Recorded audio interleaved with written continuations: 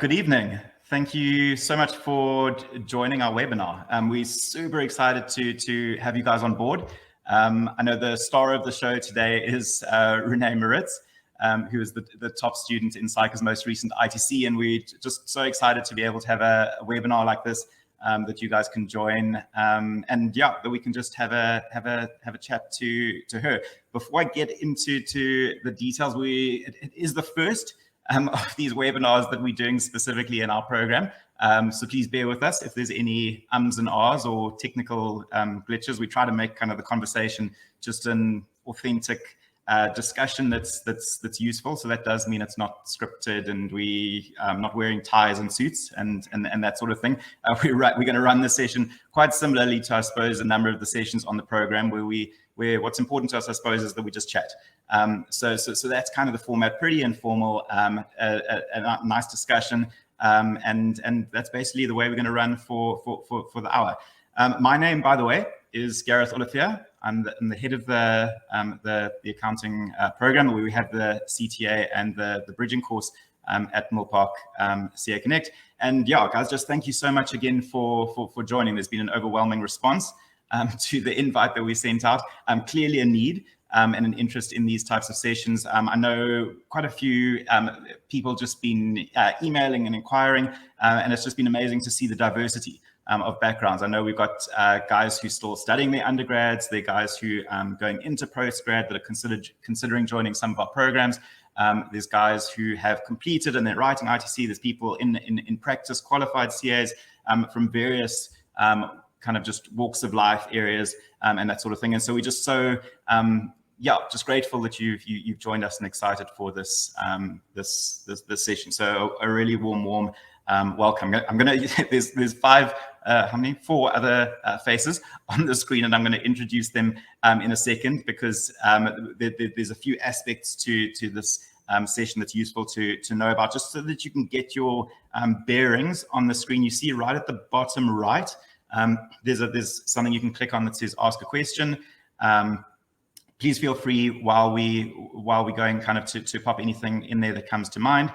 There's also a poll where you can ask to be contacted. And then there's just a general discussion panel on the right, just for general discussions. But as I say, if you've got a specific question, that ask a question is quite a useful place to go. Let me just whip around the room quickly and just introduce the people that you can see on screen, because a number of them will be answering some of the questions that you have. So I'm going to start at my top left, which might not be your top left, but Shamiz Naidu is the Senior Operations Officer on our program. Next up, Ron Billett, the Head of Tax in our program. I'm going to save the best for last, Renee, so I'm going to go on to Mike next. Mike is our Senior Student Engagement Officer. He's also joining us. And then, guys, most important, on this call, we've got Rune Maritz. So Renee, thanks so much for joining us. It really is an honor to have you here. And I think the objective of the session, as I said, is just to have a chat with you. I'm not going to hopefully talk too much. I think it's amazing, that you came number one in Cyca's ITC, and we were just in terms of having had you on our program.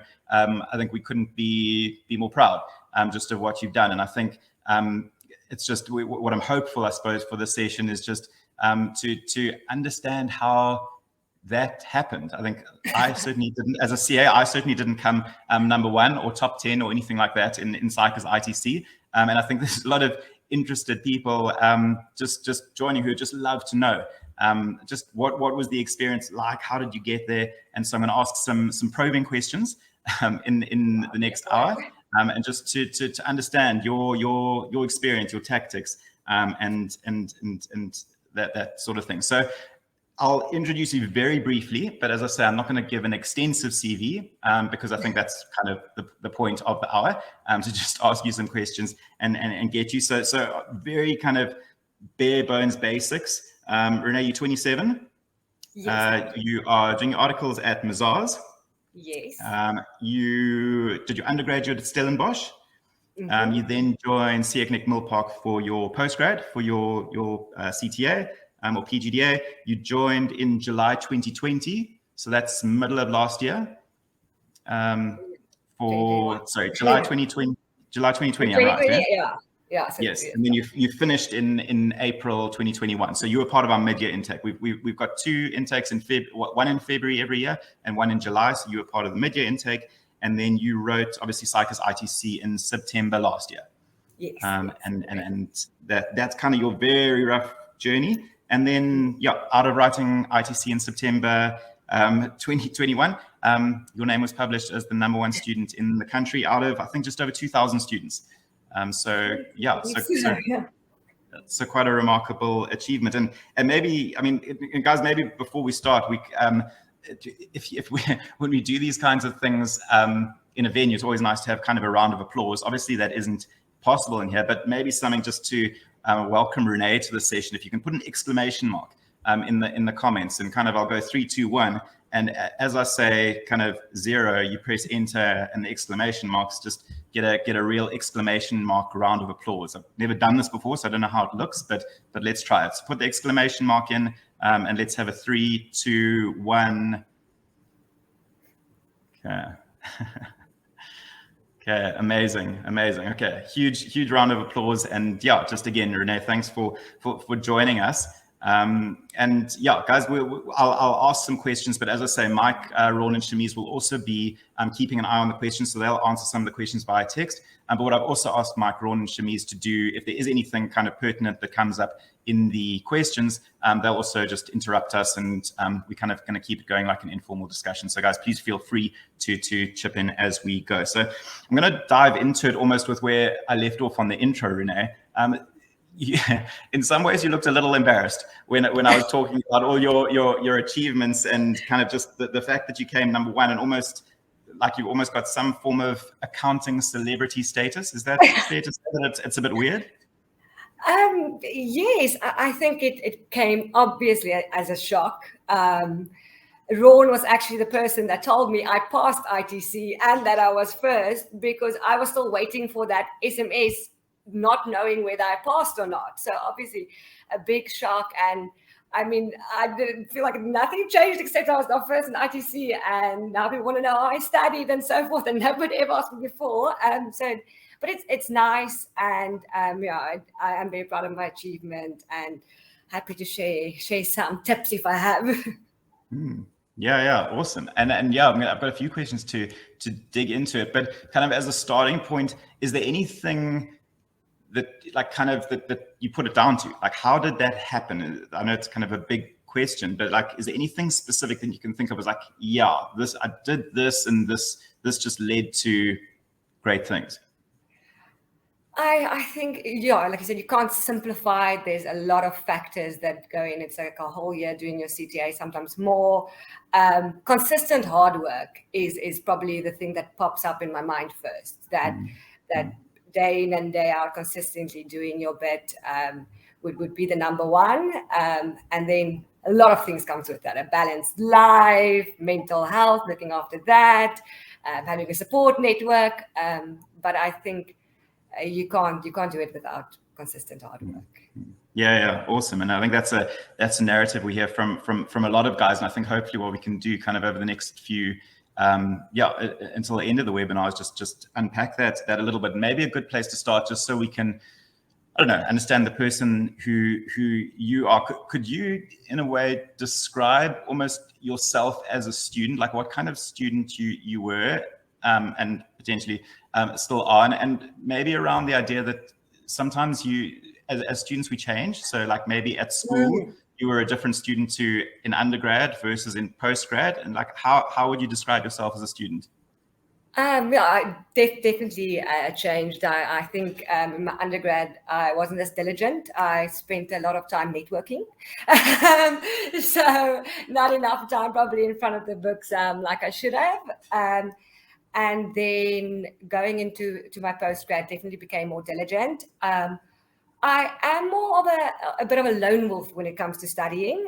So I know a lot of people like studying in groups, and that works for them and works very well for them. But I am somebody that, likes to study alone, and obviously have a support network, but that one-on-one, like studying with somebody, can't do. And then I'm somebody that really wants to understand concepts. I want to understand the work. I don't want to just do a question. I want to understand what's behind everything. And that really helped me, I think, in my CTA and ITC when I wrote, is that I understood concepts quite well, I think. And so would you, that understanding, would you say that was potentially something that changed almost in your understanding of learning from school to undergrad to postgrad? Yeah, definitely not. I think in undergrad and so forth, I just tried to answer the questions like it was answered before. I think in your undergrad, you can still get away with it if you don't have to understand exactly the topic behind it, everything. So in my postgrad, when I did that, it really, really helped me. And in terms of what was amazing about your progress is, and I hope you don't mind me saying this, I went back and that part of your application for your PGDO was your undergrad marks, obviously. we assess the students. In terms of those marks, I mean, would you describe yourself as a top student? No, not at all. I'm not shy to say. I think if you fail, you just get up. It's not something to feel bad about whatsoever. So I did fail financial reporting in my undergrad 3 times. I also failed tax once, and I failed MALAC. So I mean, I definitely wasn't seen as a top student. I was seen as probably, not one of the strongest academically in my undergrad.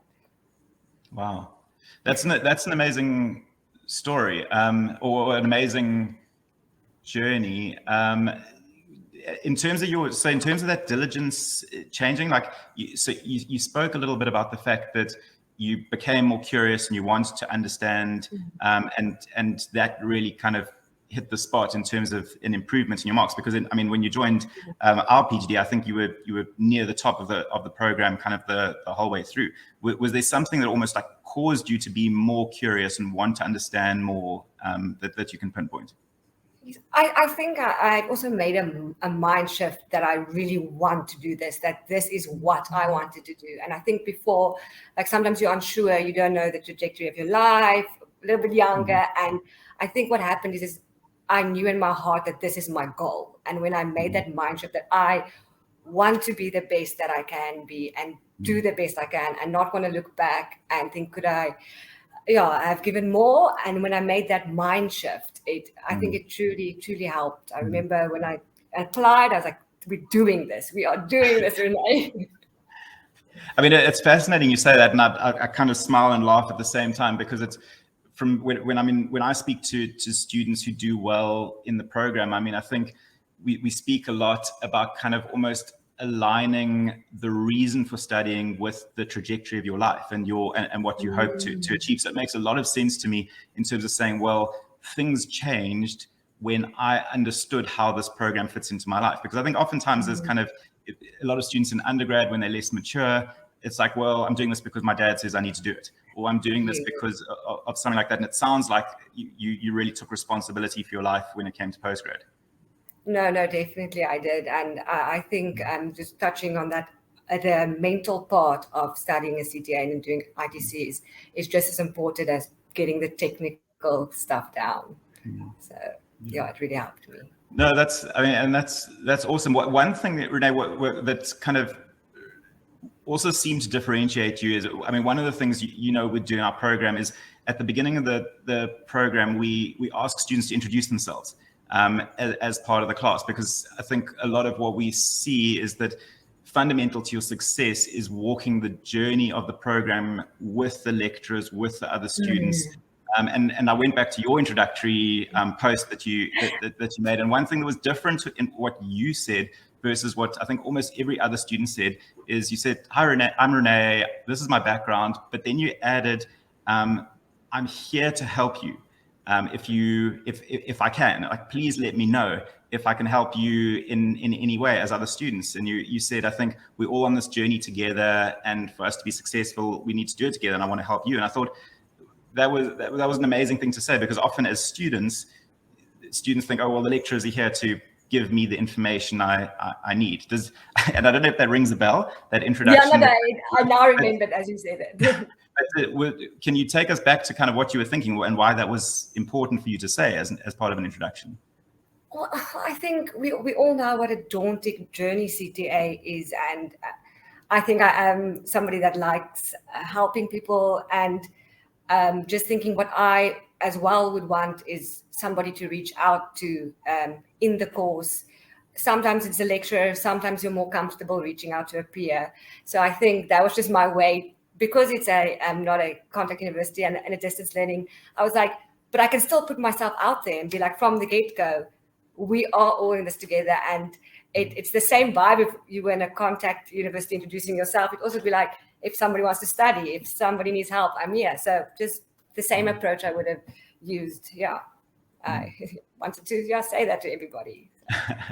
No, that's awesome to hear, and it's nice to hear almost the parallels between contact university, because I mean, I think the advantages of contact universities is the fact, I mean, that you can go to campus, you can have actual discussions with people, you can have debates, and I think that's fundamental to learning. So it's nice to kind of hear you draw those parallels, that online education can get that kind of experience as well. And I want to go into that a little bit in terms of kind of what your experience was like actually being on the program. But before we kind of shift into kind of your experience on the program, the last thing I want to just touch on is, do you think, just for everyone on the call, there's anything else that's important for them to just know about your life and the important things that have happened to you, potentially any big setbacks in your life, just anything else about you that's important to know?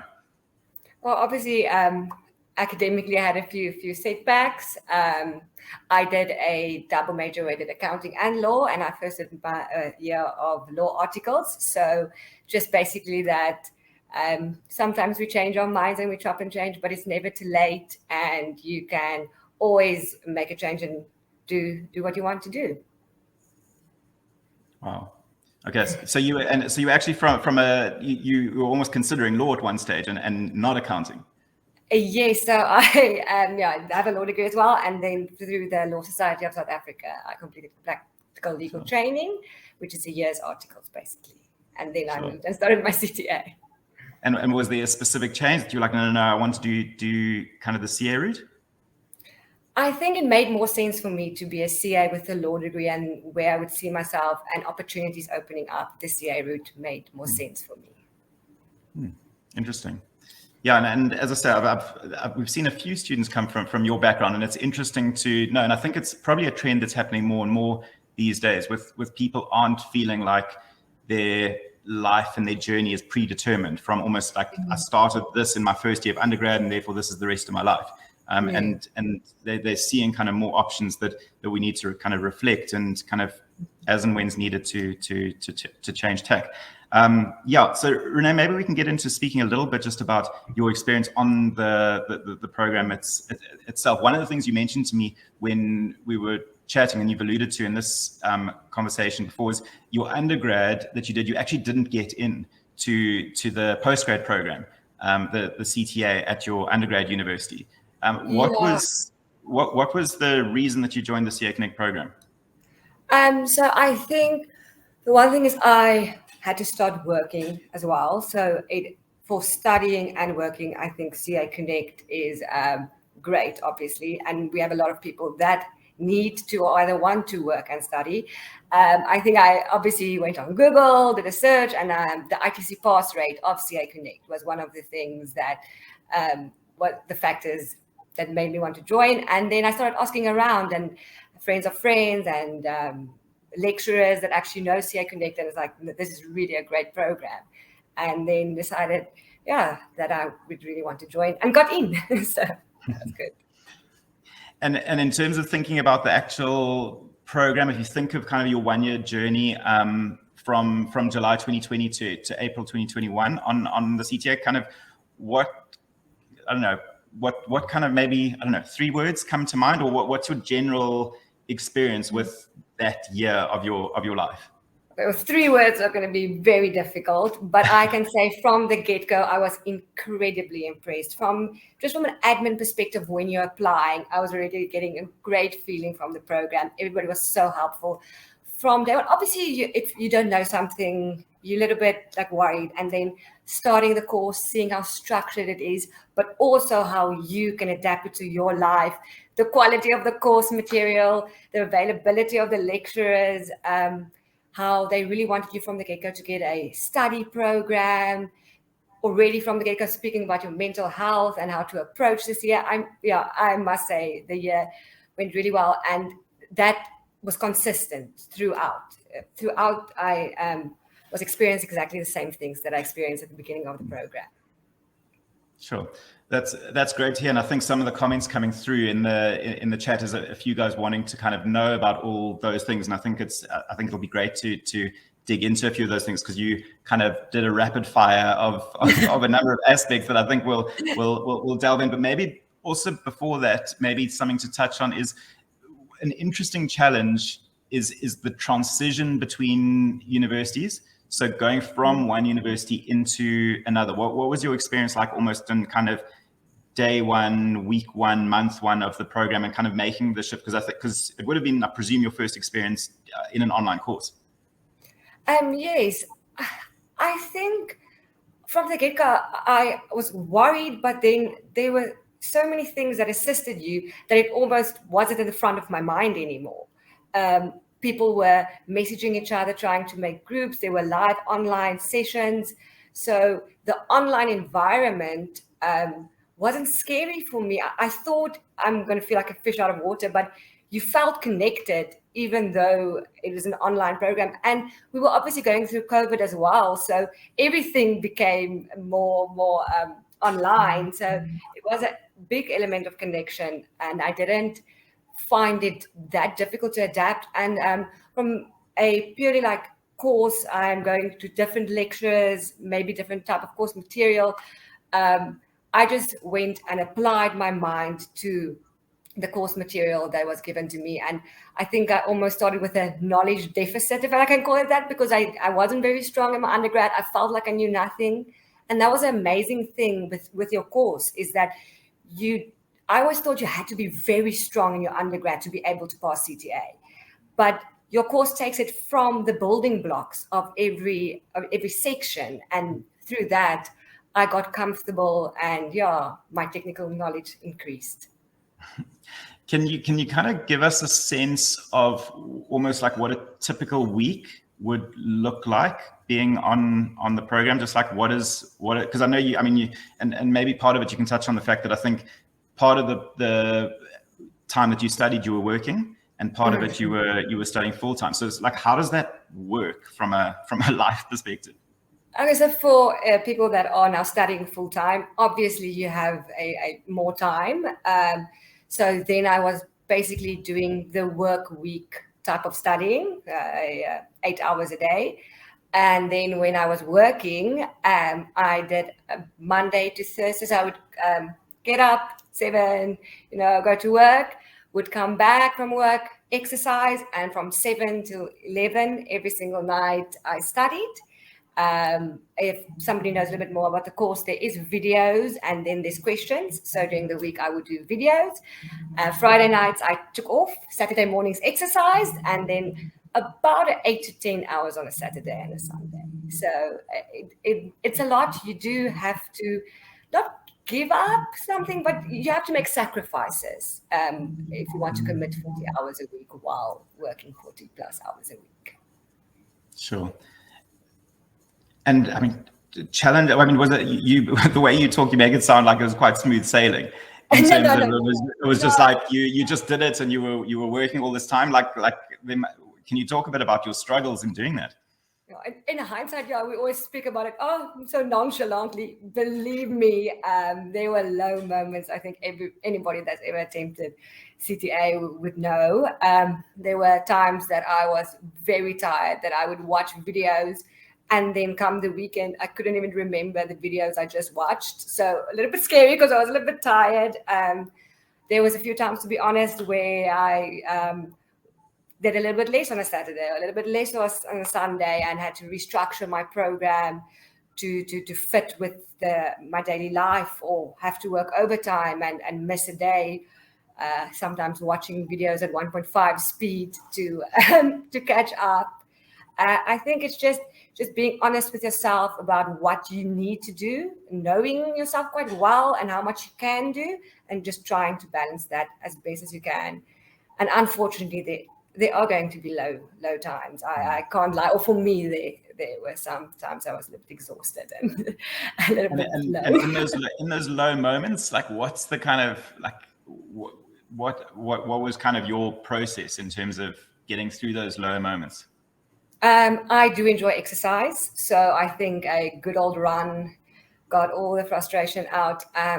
And later on, I realized how important for me, again, it's not everybody has the same coping mechanisms, but was to talk to somebody and to get some perspective and to be like, I'm so stressed and I'm trying to think about everything. Like, what if I fail? What if I didn't put in this time? I think with Andrew, I actually had a live online session. He's one of the lecturers I had.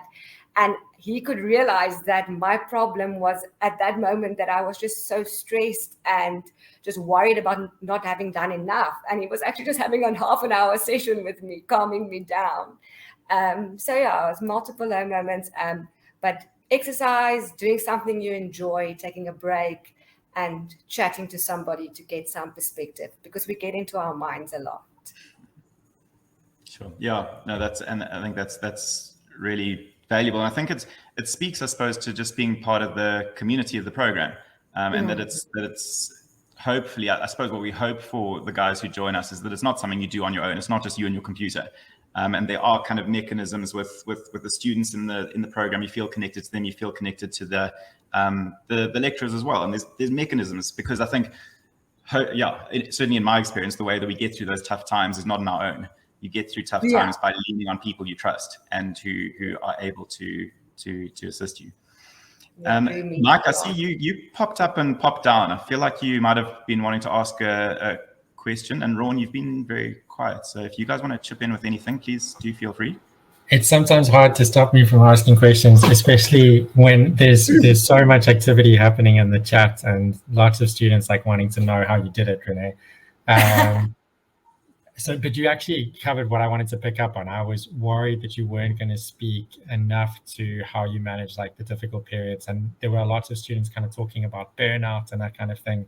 But I feel like you managed to hit those notes. So I'm not going to get you to repeat that, because there's a lot more that students are interested in. Gareth, I don't know if you were going to talk a little bit about kind of like exam technique or how Renee got to grips with like understanding the material. But students want to know the answers, so I'll let you kind of take it down that route. Speak for hours about exam technique. I spend a lot of time on that. Cool. We'll go for it. We'd love to hear. What? Okay, so definitely sleep, guys. I think if you're already in the course, and Gareth will speak about it, get enough sleep. We always want to put that extra hour before CTA and before ITC. I did not study the day before the time, and believe me, I wanted to. I was looking at my books. I'm like, maybe just one more question. Then we all do it the oh yes method. We read and we're like, oh yes, that question I would have answered like that. Doing questions under exam conditions was probably the big thing I changed from like doing questions in my undergrad to now, is going into that question, not touching my course material, because you need to get comfortable with being uncomfortable in those questions. You're not going to have seen that question ever before.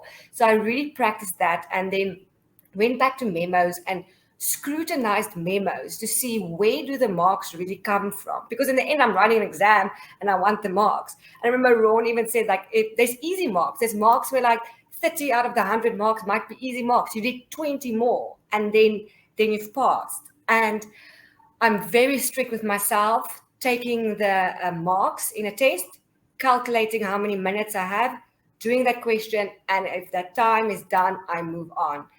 Again, we want to keep on writing. We have that one more thing, but most of your marks you already got when you in the first 10 minutes or in the allocated time. So getting coverage rather than doing a 10-mark question and writing 20 things, getting coverage around everything and attempting every question, even if you think you're writing nonsense. I promise you're going to write something with a mark. Yeah, I mean, I think that's really good advice. And I mean, the other thing that's tricky that I suspect you got good advice on is managing anxiety during actual tests. Like how because I mean, there's always that question that comes up, right? Where it's like, I can't believe Rune asked me this, or I can't believe Andrew asked me that. And that anxiety, like you can have the best technical knowledge in the world. And I mean, that stuff still can come up to bite you. Did you have a secret to kind of keeping calm? Oh, I don't think there's a secret, and I don't think I'm calm always, but I just try my mind and just focus on what's in front of me. Reading questions properly, actually, that's something I didn't mention before, is the importance to actually answer the question that is being asked. I think I just went into that mode, like when you're running a marathon or something, and just trying my best to focus. Having your water next to you, having a good night of sleep, taking deep breaths, sometimes taking that 2 minutes to just sit. And I had to do this in a test and like be like, we are focusing now, Renee, like really trying to get yourself calm. So unfortunately, I don't have a quick answer on how to fix anxiety during tests. I wish I had, because then I would have done it. Mike, Rune, any other comments or questions coming up just specifically around exam technique while we're dealing with it? No, not necessarily around exam technique. I think there's a lot of students that are interested in kind of the process. Oh, I think we lost. Oh, the echo is hectic. Can you guys hear about it? Bad echo. I'll jump in on this because there are some students I think who are familiar with our program, Renee, and are asking kind of specific questions about things like practice questions and the lesson material. Like, how did you get that balance right? And you spoke at the beginning about being someone who kind of really wants to get to grips with the concepts and understand how it works. So what was your approach to kind of developing that understanding? How did you balance the lessons and the practice questions? How did you find things that worked for you there? Well, I actually do think the course material is structured in a way for you to understand. Like, I think a lot of the the recorded lessons actually go into the why. So that was almost easy for me because it was in the lessons. And then attending the live online sessions. They honestly, you get a broad overview of everything you did, and then can ask questions and other people asking questions. And sometimes some of the most valuable information I got was other people asking questions that I didn't think about, and then just being there and engaging with the lecturers.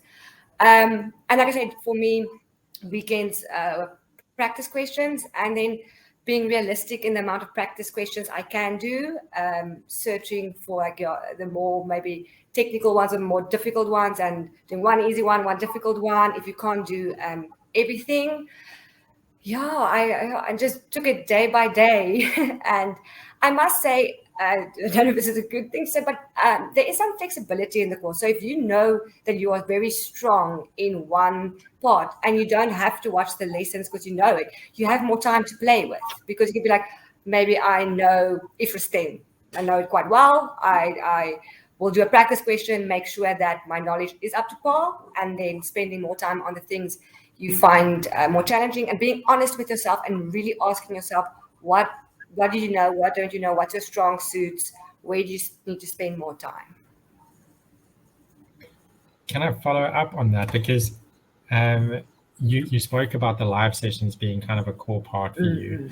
And I guess I'm wondering like how you fitted that in, especially once work started. How did you manage live sessions? Is that something you had to give up at that stage? Or what was it? What was your plan? With the live sessions, like if somebody's in the course or joining the course, I think you'll hear the lecturers saying that you have to try everything and then see what works for you, because it's your CTA and you need to pass. So I tried a lot of things. I tried to watch the recordings, or then I was like, I miss the interaction. I miss just feeling that people were there. Sometimes, I'm engaged, but sometimes I had to make like food on the side while watching the lecture. I'm not gonna lie. Ask a question and I'll come quickly back. So like sometimes you need to balance that. But there are recordings of all the lectures that happen. So if you do miss something because life does happen, then you can watch it on your own time. And if you can join the day, join. And if it's something you struggle with, a topic you struggle with, try and make time for that live session to join.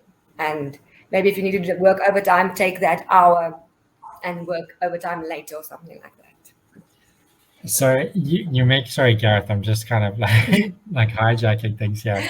But you're making me wonder a little bit about like support at work.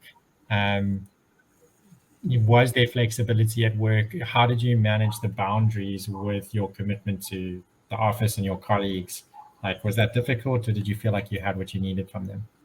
I had what I needed. I obviously can see other people at work, and that it is so difficult to have this study, work, life balance. We have to balance so many things. And I mean, if you don't have a family, the biggest advice is communication, and communicating early, communicating from the start. You, unfortunately, 4 days before you have to go on study leave, you can't now inform the manager. So you know when the tests are, put in the leave.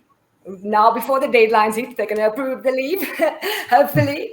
And from the get-go, have an open line of communication when you can work overtime. And obviously, sometimes your studies are going to have to give a little bit, but then being like, I can give you some time today, but the next day I'm focusing on my studying. And I know it's difficult, but really trying to communicate. Maybe there's a manager or a senior that you trust, and communicate with them. HR, whoever at your job will fulfill that role for you, because they want you to pass as well.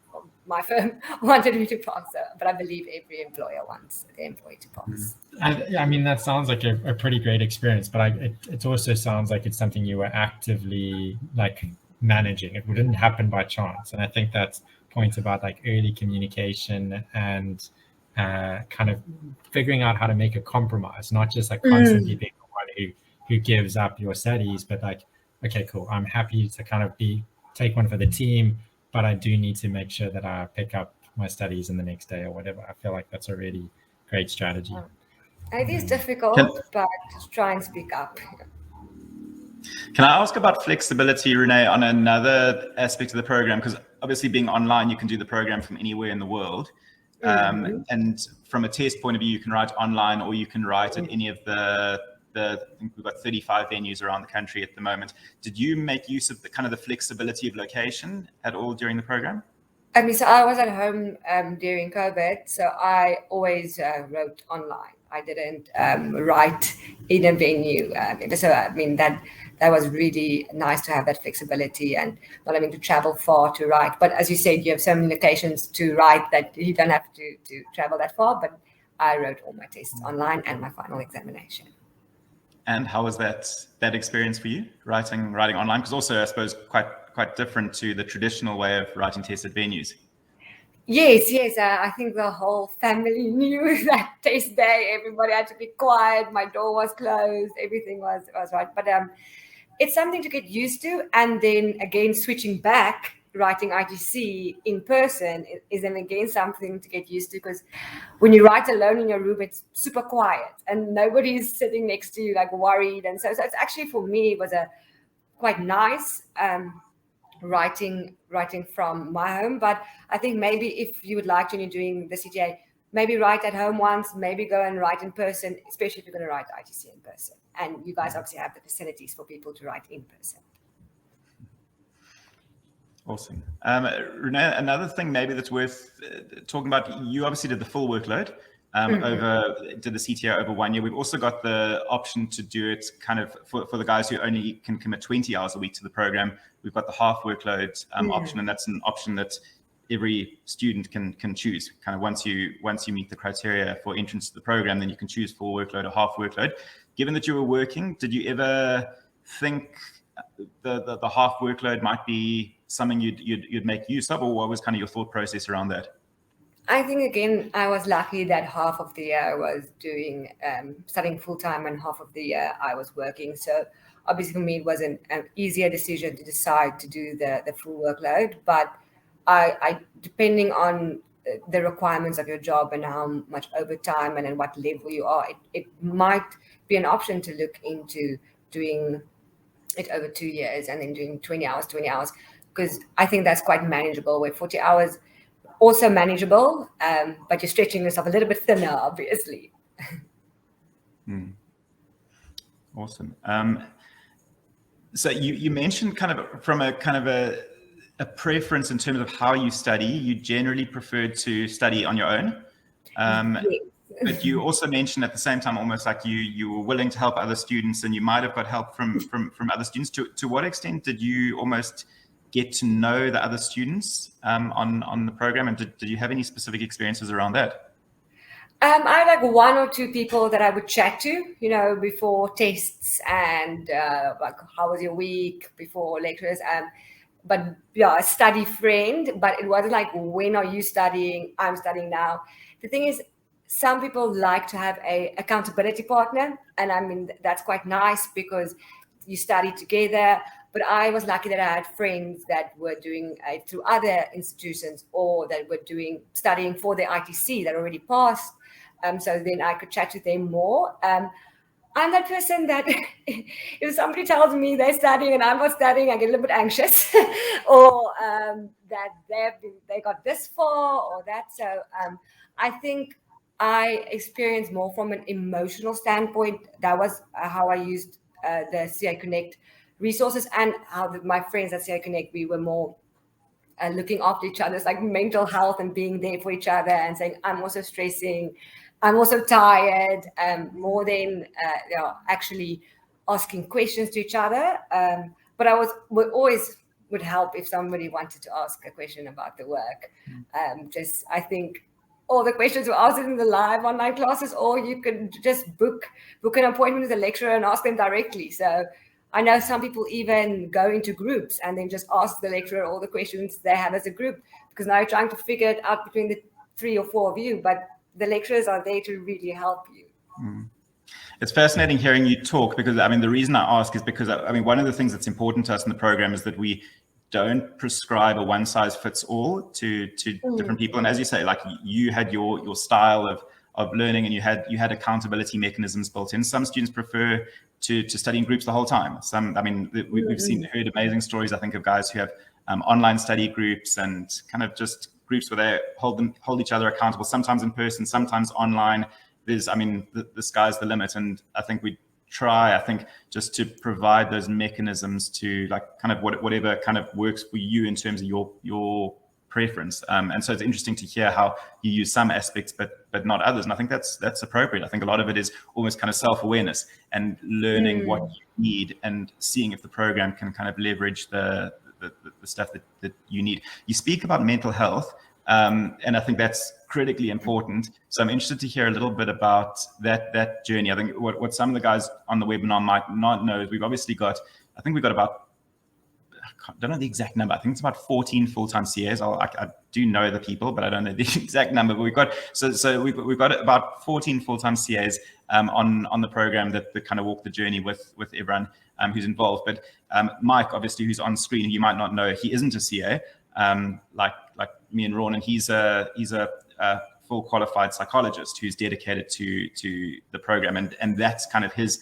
Not that the other lecturers who CAs can't do that, but I think as CAs, there's recognition that we can't be everything to everyone. And so Mike plays an integral role in our department in kind of that kind of mental approach. Mike's been kind of involved in high performance sport, and I think it equally applies high performance sport in CTA. I think CTA is a form of high performance sport in itself. Renee, did you have much experience with Mike at all? I don't think I ever spoke to Mike personally in a one-on-one session, but I must say one of the things I was so impressed with is that from the get-go, we were informed and made aware of the mental journey this also is, and that, I mean, your life keeps going on. You're going to have personal struggles, maybe professional struggles, and it's a lot to carry on your shoulders. And I really appreciate it so much that it was something that you guys incorporated every session almost. It wasn't just like we are saying mental health is important for CTA and then just leaving it there. It was actually through every part of the program, you felt that that aspect of this journey was also looked after, in a sense, if I can say it like that. I think it means a lot to a lot of students. For me, it did. So. But I think one of the things that's interesting listening to you speak, Renee, was about that interaction with Andrew. So, because it's interesting for me, often the CAs on our program they sell themselves short, I think, in terms of their people skills, their empathy, and their understanding. And it seemed like that interaction with Andrew, although you booked a consult with him, I imagine, to talk about like something related to math, you ended up talking about like how you were feeling and how you were managing the pressure. And it sounded like that went well. So I've got a question about that specifically, because Andrew can often be one of the most intimidating lecturers on the program. He's often like the smartest person in the room, and it can be hard to kind of like make yourself vulnerable and engage with him. How did you go about like taking the leap to book a consult with a lecturer to kind of like say, okay, I'm going to be one-on-one with them and I'm going to ask my stupid questions? How did that go for you? I think I was just like, I wanted to know what my progress. I think it was right before test 4, like what's going to happen in the test. And I was like, I need to figure this out.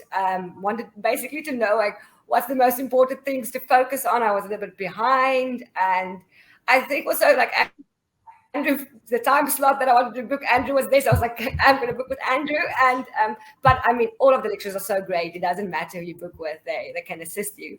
And I must give it to Andrew. He was really people aware there, and he really could.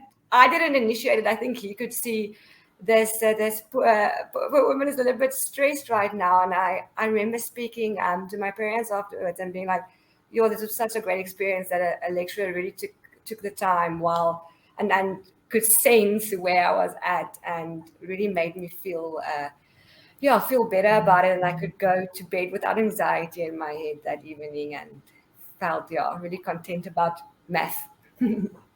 So yeah. I think that's an important point, because for me, like often it's easy to talk about like, or we can end up talking about like mental health and sort of support for how you're feeling as being something that like you need specialist intervention on. But for me, what's striking is how you kind of spoke about doing a lot of the things we take for granted. It's like sleep and exercise and connecting with other people. And I think often we don't understand the kind of positive impact that can have. You don't need necessarily to kind of book a session with a psychologist. Sometimes like it starts by just reaching out to a lecturer or reaching out to an academic trainee or speaking to someone else on the program. And I think that for me is like really striking about how you managed that stress and pressure through the year. Maybe not always managing it great. Renee, can I ask for the guys on the call who's starting their PGDA or bridging program in February, which is very soon. Now. With bridging starts, I think on the 1st of Feb and PGDA on the 14th of Feb. And they're kind of thinking like, what can I almost do now in kind of the lead up to the programs starting? Like, what advice could you potentially give that's useful for them to get ready? Enjoy your free time. No, I'm joking.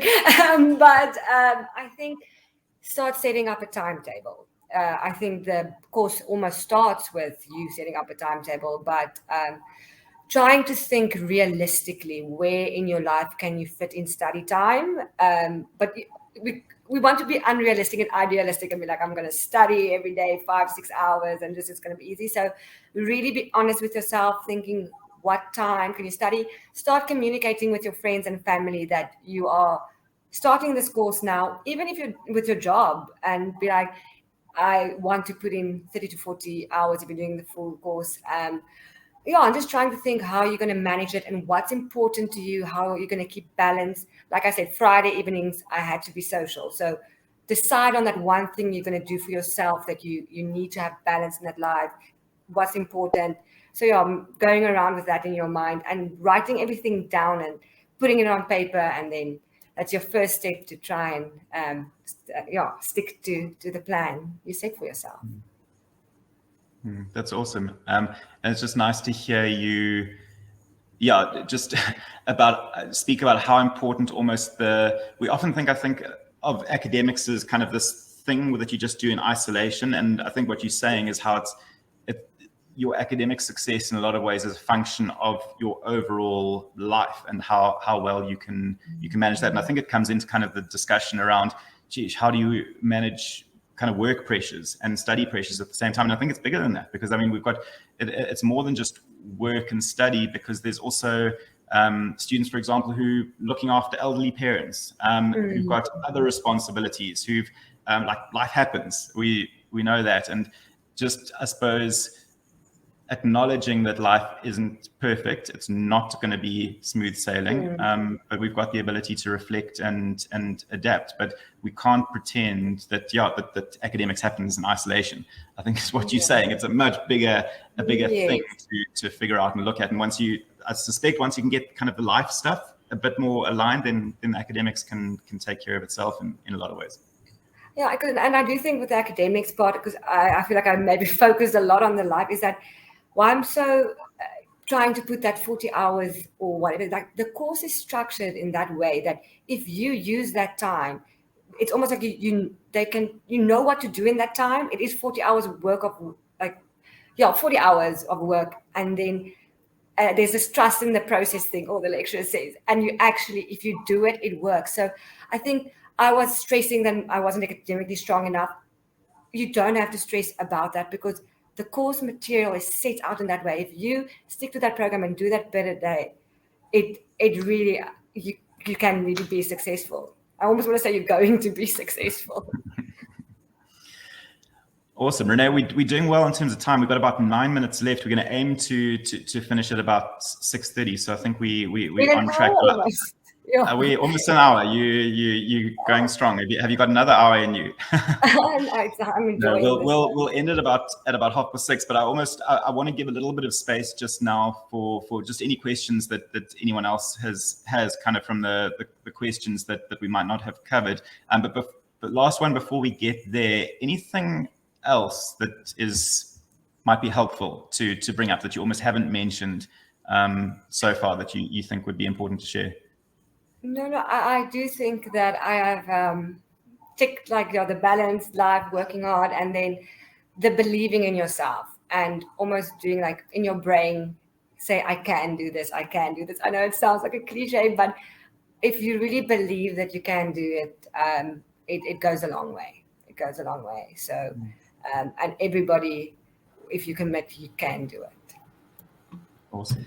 Because Renee, there was actually a question towards the start which said, like, when I don't know if you guys have covered this already. One of the students asked, like, when you started, were you like aiming at becoming like the top candidates in ITC? Like, did you have a vision board and you were like number one in ITC? No, we have to in the program. We don't have to, but you can write what your goals are. And I actually, when I was first in CTA, I went back and looked at what my goals were, and it was basically to get 60% for the first test to set myself up and like try and get at least a 60 during the year, and then 50 pass. That was it. I wanted to pass, and I think just as I went on, and I really enjoyed the studying, and I really enjoyed understanding the concepts.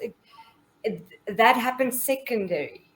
It was not a goal, but obviously, I'm very, very, very lucky and very happy that it did happen.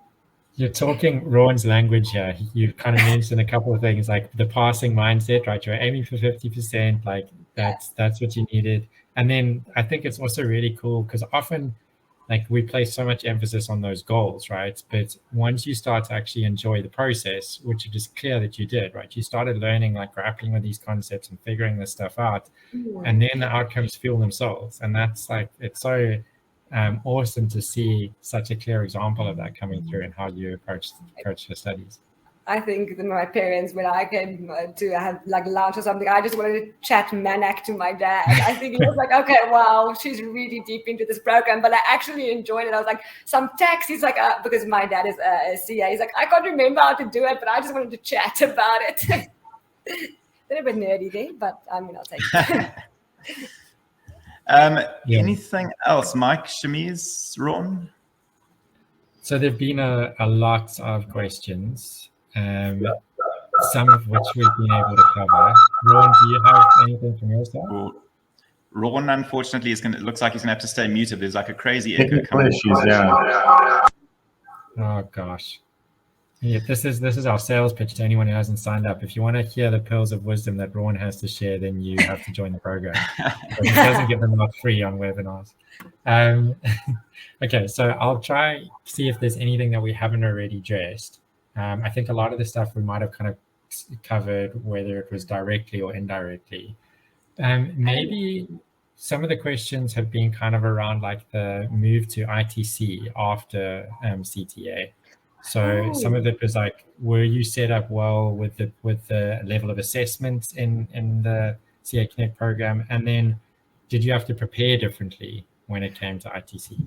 I'm so glad you asked this. I almost forgot to say that part. That was what for me, again, just proves the quality of this program. So I, after doing this, only did questions. So I did the ITC past papers, and I didn't go and study up anything additional to what I did in my CTA. I just practiced past papers under exam conditions, and basically the knowledge I obtained during my CTA is what carried me through the ITC, and obviously a lot of exam technique preparations. But that was the only thing that went into the time after I did my CTA to my ITC, was practicing exam questions and practicing to apply the knowledge that I obtained during my CTA. So yeah, it was great that the program really does prepare you, and it's on the standard of the questions that are asked in ITC. So there's probably a few participants in the session tonight who are saying, okay, so I've got to go to the same institution that the person who finished up in ITC went to, and I've also then got to do the same board course. So which board course did you do? Because that's obviously the defining factor. Yeah, I don't think it's a defining factor. I did a UCT board course, but I do believe whatever institution, you can, whatever board course you do, if you work hard, work on your exam technique, you're going to get there. Yeah, I think that's fair. I think there are good options for board courses, as there are for CTA as well. And a lot of the time, it's just about finding the right fit for you. Sometimes there's like a difference in start date and how the course is run and what kind of support you get. So hopefully those who are asking those questions can use that advice. Karen? Yeah, guys, I mean, I think we pretty much at time. I see there are more questions. I think during the session, I think the guys have been sharing the email address. If there is anything kind of that anyone wants to kind of know more about our program, and if there's anything you want us to pass on to Renee, we can do that as well. But I do want to be respectful of all of our time in this, and we scheduled to end at 6:30. What this webinar has said to me is that potentially this shouldn't be the last one that we have. Renee, I've really enjoyed just chatting to you and learning more about your journey and hearing what went into it. I think it's you should be really, really proud of the journey you've done. We certainly really proud of everything you've done, and just thank you so much for taking the time to join us. I know there've been a number of thank yous on the chats and comments coming through from guys just saying, I can't see it, so thank you everybody. They were saying just your words and your wisdom have been really informative, and they really appreciate it. So thank you so much for taking the time. And guys, thank you for joining the session. As you can see at the bottom, there's the polls that you can click on if you do want us to contact you with anything further. And the email address has been given out, and we're more than happy to get in touch if there's anything you need to know. As I said, for the guys who are still wondering about dates, who starting this year, our bridging program starts on the 1st of February. PGDA starts on the 14th of February, so there is still time. And if there's anything we can help with, please do feel free to get in touch. But guys, thank you again. And just a huge thank you for joining. And we look forward to continuing these types of discussions in the future. So until then, guys, thank you and good evening. Thank you, everyone. Thanks.